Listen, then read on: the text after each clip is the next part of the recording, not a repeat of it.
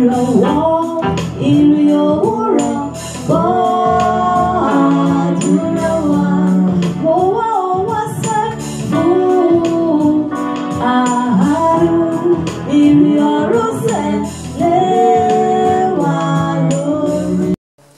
Ìgbẹ́kẹ̀lé ènìyàn asán ni, jọ̀wọ́ bẹ́lẹ́dà rẹ sọ̀rọ̀ kẹ́lẹ́kẹ́lẹ́, orí ọ tinútinú, ó mọ̀ ọ́ tọkàntọkàn.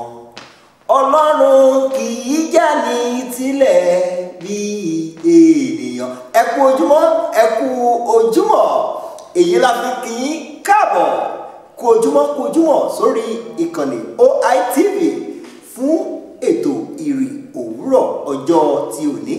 Ìgbẹ́kẹ̀lé ènìyàn asán ni, Ọlọ́run nìkan ló ṣe é gbẹ́kẹ̀lé, ló tó dúró tì, ló sì tó fi ọkàn tẹ̀. Ọlọ́run ni kì í já ní kulẹ̀, Ọlọ́run ni kì í tán ni, Ọlọ́run ni kì í disappoint ẹni. Bàbá wa ti wà ní orí ètò ní òwúrọ̀ ọjọ́ ti èní fún àkọ́tún ìrìn òwúrọ̀.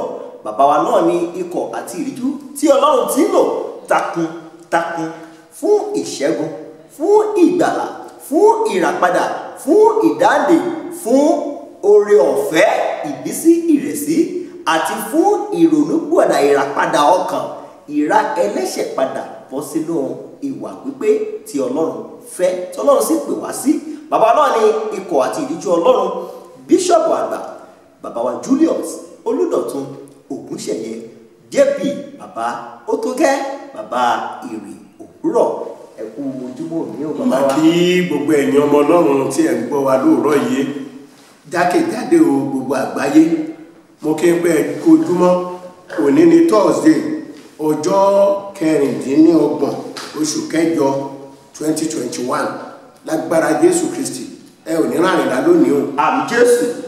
Ojú orí yín ò ní burú. Àmín Jésù. Ojú yín ò ní rí bí. Àmín Jésù. Ìyà ò ní jẹ yín. Àmín Jésù. Ẹ wo ẹni tó kọrin mọ́nú, Olúwa Ọlọ́run Olódùmarè á ṣe wá àwọn ẹni bẹ́ẹ̀ mọ́ṣẹ́. Àmín Jésù. Gbogbo ẹni tó ní kó má rọrùn lọ lágbára Jésù wàá fi ṣàtẹ̀gùn kọjá. Àmín Jésù. Mo ní wàá fi ṣàtẹ̀gùn kọjá. Àmín Jésù. Mo ní wàá fi ṣàtẹ̀gùn kọjá. Àmín Jésù. Ó máa máa gbàgbéga mọ́ gbéga ni. Àmín Jésù. Ìwọ òṣìṣẹ́ ìjọba yẹn Olúwa gbé ẹ ga. Àmín. Olúwa gbé ẹ ga. Àmín. Olúwa gbé ẹ ga. Àmín. Olúwa gbé ẹ ga. Àmín. Wàá lálùyọ. Àmín. Wàá ṣoríire.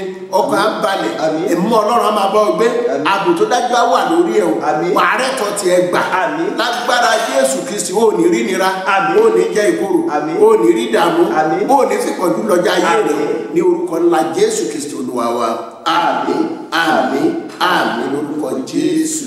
Ẹ̀yin ọmọ Ọlọ́run, ohun tí mo fẹ́ kí a gbé yẹ̀wò lóòrọ̀ yìí ó ní ọ̀lẹ. Ọ̀lẹ, àríṣẹ́máṣe. Olòmíì wà tó bá ti jí láàárọ̀ báyìí, tó bá ti lè wọ́n bá tẹ̀ tọ́jú ọmọ tẹ̀ dá, ìmí ò ní tọ́jú ọmọ, fíìmù ní látàárọ̀ lọ dalẹ́, ọ̀lẹ kò rí nǹkan ṣe. Gbogbo nǹkan tó bá ṣẹlẹ̀ nílé ojú ẹ̀ ni wọ́n á ní ẹ pé ìyá alágbájá ó ṣojú ẹ̀. Mo rántí ọmọ mi kan ó wáṣẹ́ kò rí, ọjọ́ tó wá ríṣẹ́ onídàdì, mo dúpẹ́ lọ́wọ́ Ọlọ́run. Ó wá bẹ̀rẹ̀ sí ké, mo ní kí ló dé, ó ní tó ń dùn ní pé ó ní gbogbo iṣẹ́kíṣẹ́ tí ò ṣe bẹ̀ ò ná ń bẹ̀. Mo ní kí ló dé, ó náà ní àǹtí kíní kan ẹjọ́ tó jò bá rẹ̀ bá mi káṣọ̀ yìí o, ẹjọ́ tí kíní kan bá mi ṣe ó ní nísìnyí ó náà sọ̀rọ̀ lẹ́nu ilé, ó ní ìbọn òun jà òun bọ́ lọ́wọ́ ìwà ọ̀lẹ. Lágbára Jésù ìwọ tó rọ̀nà lọ Olúwa gbà ẹ́ lónìí. Àmín Jésù. Wà rọ̀nà lọ. Àmín Jésù. Mo ní wà rọ̀nà lọ. Àmín Jésù. Iṣẹ́ rere dé sí ẹ lọ́wọ́. Àmín Jésù. Ìgbà rere tẹ̀ ẹ́ lọ́wọ́. Àmín Jésù. Ìgbà rere tẹ̀ ẹ́ lọ́wọ́. Àmín Jésù. Ẹ wo àwọn kan ọ̀lẹ tá à ń sọ̀rọ̀ nípa rẹ̀ yìí, àwọn ò níṣẹ́ ni o. Tó bá ríṣẹ́ wọn á ṣe, ṣùgbọ́n àwọn kan wọn ò tẹ́ ẹ̀ ríṣẹ́. Ìyẹn ló sọ wọ́n dọ̀lẹ.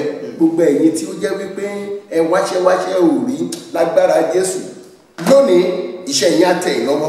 Iṣẹ́ rere á tẹ̀ yín lọ́wọ́. Ẹ ríṣẹ́ ṣe. Mo lẹ́rìíṣẹ́ ṣe. Mo lẹ́rìíṣẹ́ ṣe. Ẹgbọ́n kan tẹ́ sọ́dọ̀ orí karùn-ún ẹsẹ̀ 17 tó sọ, Exodus chapter 5 verse 17.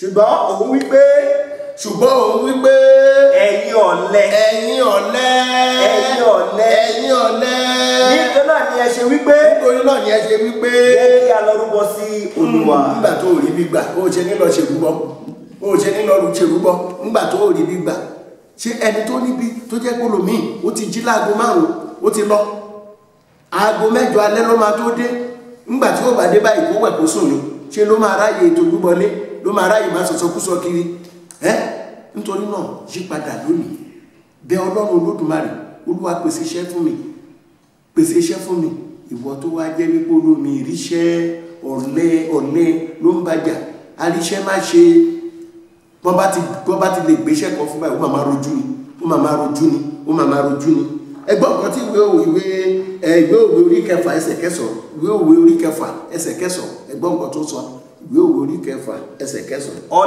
ọ̀lẹ ìwọ ó ti sùn pẹ́ tó. oorun ní ṣá láàárọ̀ oorun ọ̀sán oorun alẹ́ wọ́gbọ́ ojú òtí ẹ̀ kìí tí ẹni àwọn tó lọ bí iṣẹ́ wọ́n máa fẹ́ sójú oorun ńgbà tó bá tún máa dé ìrọ̀lẹ́ ojú oorun iná ló máa bá ojú òtí ẹ̀ tí ẹ wá bí lọ wá ọ̀nà lọ jáwọ́ kó ní ọ̀lẹ wáṣẹ́ṣe gbogbo ọ̀rọ̀ ní ṣojú ọ̀lẹ gbogbo ọ̀rọ̀ ló ṣojú ẹ̀ gbogbo ọ̀rọ̀ ló ṣojú ẹ̀ ẹ̀sẹ̀ síwájú. nígbà wo ni ìwọ ó dìde kúrò nínú oorun rẹ. nígbà wo ni ìwọ yóò dìde kúrò nínú oorun já oorun ẹ wo ìyàwó mi lẹ́yìn tó bá ti sùn tán ó dẹ̀ wo fíìmù gbogbo fíìmù tó bá jáde báyìí gbogbo ẹ̀ ló mọ̀ gbogbo fíìmù kò sí fíìmù kan tí ó mọ̀ wọ́n bá gbé lérègbélé báyìí ó mọ gbogbo ẹ̀ torí pé kí ni ọ̀lẹ kò ní jẹ́jẹ́ látàárọ̀ lọ dalẹ́ olùmíì